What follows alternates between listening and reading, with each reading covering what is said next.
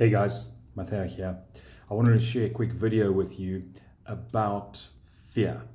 Now, many of us have fear many times in our life.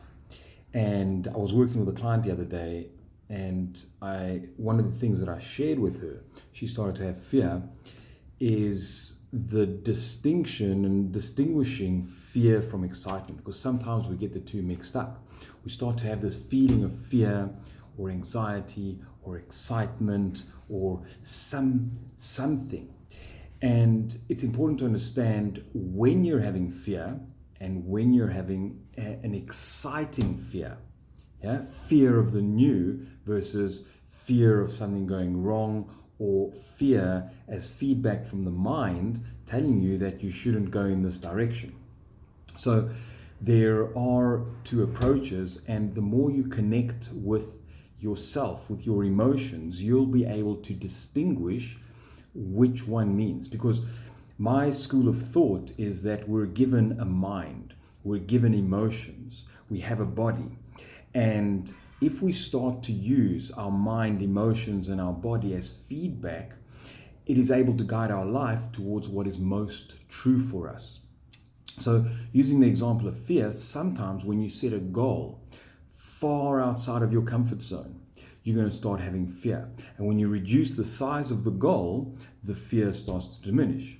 So let's say you have a financial goal that you want to earn an extra 10,000 euros by the end of the month. It's a huge goal for someone earning 2,000 euros a month, for example. So people start getting stressed, anxious, having the thought form of I can't, I'm not able to, it's impossible, I'm not good enough. All these thoughts start to come to mind because the fear and these thoughts and the emotions are telling us that this goal is too big. Sometimes we might set a goal in too short of a time frame. So 10,000 this month might be too much, but if I say, okay, 10,000 in the next year is more possible, and you also start to diminish the emotional reaction. So if you start to learn to connect with your emotions and understand what they're telling you and the feedback they're giving you, you're able to guide your life. And this is powerful. So what I invite you to do is to begin to distinguish what is fear, your mind and your emotions telling you that this is not true or an aligned goal, or it's not valid or accurate, versus a fear that might be an excitement for the future. So this was the case for my client, and I started asking some questions, and she got to see actually this is just, it's more of an excitement rather than a fear. It's something new. I've never done this before. I'm really stepping into my power. It's a whole new space for me, she was saying. And as a result of that, we got to identify that the fear is not something to worry about, it's something to embrace and to embody.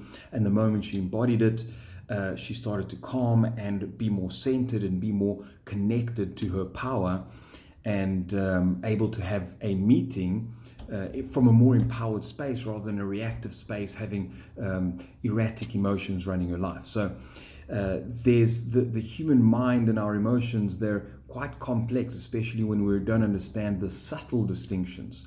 So that's my job, is to support people to understand the subtle distinctions so they're able to guide their life, and essentially to empower you to be able to tell the difference for yourself. So I hope that helps. Let me know in any of these comments what the greatest nugget, the greatest values for you, and how do you use your mind, your emotions to balance out and to identify what is most true for you. See you in the next video.